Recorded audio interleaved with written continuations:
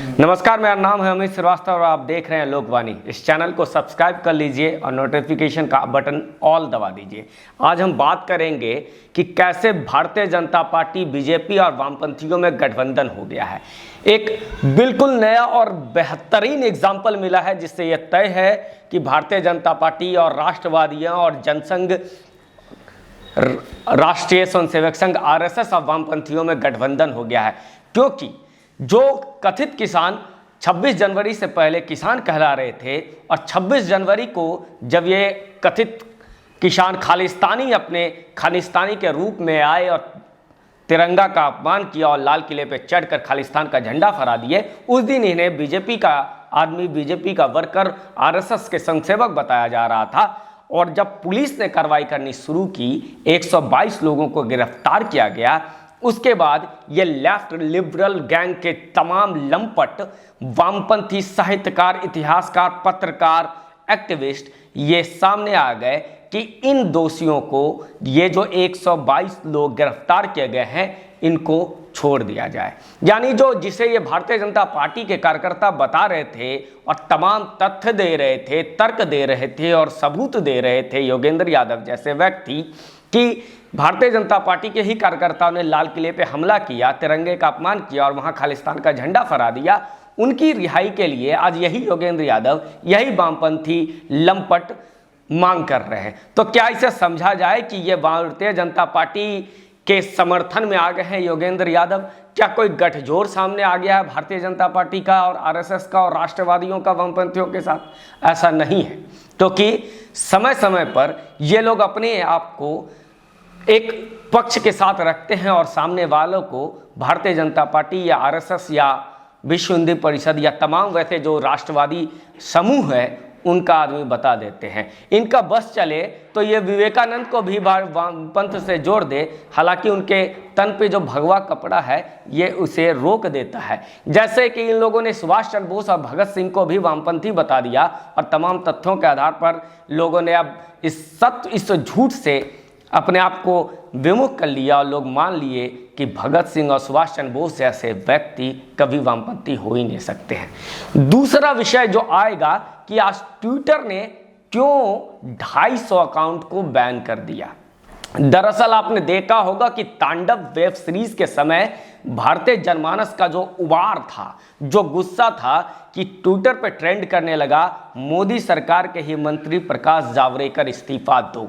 ये जो एक संगठन, एक संगठित जो देश का समाज आज सामने आया है, इसका सबसे बड़ा डर आज सोशल मीडिया को भी लगने लगा है। जिस तरह से व्हाट्सएप की नई पॉलिसी को लेकर के विरोध हुआ, ये बात अब ट्विटर को भी समझ में आने लगी है, क्योंकि ट्विटर ने जिस प्रकार अमेरिका के इलेक्शन को प्रभावित किया और जिस प्रकार से पिछले सीए आंदोलन से लेकर के किसान आंदोलन में जितना झूठ फैलाने का मौका दिया, अब ये लोग एक्सपोज हो गए हैं ट्विटर और तमाम वो social media account, social media platform, कि इनके अकाउंट फेक अकाउंट बना करके कैसे ये प्रोपेगेंडा चलाते हैं। चूंकि पिछले दिनों मोदी सरकार ने चीन के कई सारे ऐप को बैन किया, इसको लेकर के जो आम जनता में एक परसेप्शन क्रिएट हुआ है, इसको देखते हुए ट्विटर का एक छोटा सा जुमला ही कहिए तो कि बाद में आने वाले समय में भी ट्विटर वही करेगा, वही प्रो लेफ्ट अपनी विचारधारा को फैलाएगा जो फैलाता हुआ आएगा। लेकिन सरकार को और हमें सतर्क रहना है, हमें सजग रहना है ऐसे सोशल मीडिया प्लेटफॉर्म पर।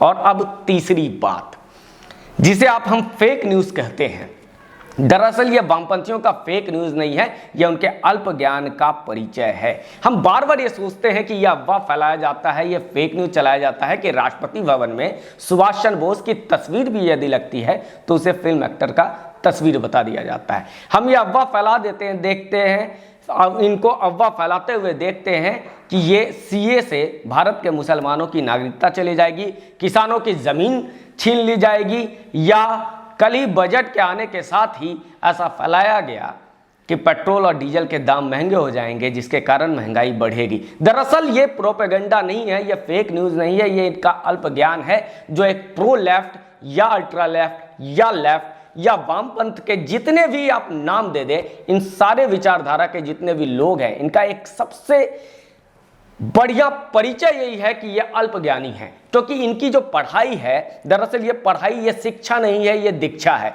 ये एक विचारधारा की किताबों को पढ़ते हैं, चाहे वो तारादत्त से लेकर के, ताराकांत से लेकर के आप बिपिन चंद्रा को आ जाइए, रोमिला थापर को आ जाइए, या पुरुषोत्तम अग्रवाल तक। इन लोगों ने हमेशा एक लाइन को लिखा और उसको एक व्यक्ति ने, किसी ने अफवाह फैलाई, किसी ने एक झूठ लिखा, उसे सत्य मान लिया गया, उसे कॉपी पेस्ट करते हुए 1950 से लेकर के 2020 तक के जितने भी वामपंथियों के साहित्य हैं, आपको उसमें सबसे कॉमन बात यही लगेगी कि उनकी दिशा, दशा, वस्तु स्थिति, उसकी जो विचारधारा है वो सिर्फ और सिर्फ एक पक्ष का होगा। इन लोगों की मानसिकता, और इन्हें अगर मैं दीक्षित कहता हूं तो इसके पीछे की बात को समझिए कि इनकी जो मानसिकता है वो कभी भी व्यापक दृष्टिकोण, जिसको वेल रेड कहा जाता है, ये नहीं रही है।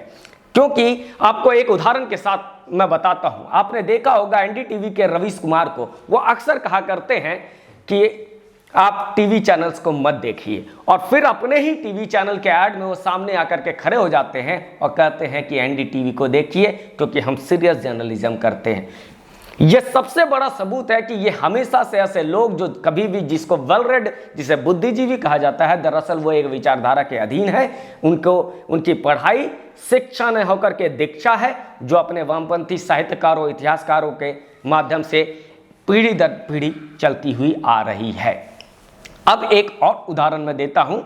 वर्तमान में ही किसान आंदोलन में जिस प्रकार का एक अफवाह फैला करके एक हिंसा को बढ़ाने का प्रोपेगेंडा का प्रयास किया गया, और जो व्यक्ति ने किया वो राजदीप सरदेसाई हैं, जो वर्षों से पत्रकारिता करते आ रहे हैं। रवीश कुमार का एक इंटरव्यू देखिएगा जिसमें वो कहते हैं कि जिससे मैंने पत्रकारिता सीखी, जो हमारे रोल मॉडल थे, वैसे राजदीप सरदेसाई के सामने बैठना मेरे लिए बहुत ही बड़ा विषय था। यानी सोचे कि रवीश कुमार उस व्यक्ति से को अपना गुरु मानते हैं, उस व्यक्ति से अपनी पत्रकारिता की शिक्षा ले रहे हैं, जो राजदीप सरदेसाई इसलिए पत्रकार है क्योंकि उसके ससुर दूरदर्शन के डायरेक्टर थे। इसके ज्यादा कभी राजदीप सरदेसाई की कोई पत्रकारिता का कोई बड़ा उदाहरण आपको नजर नहीं आता।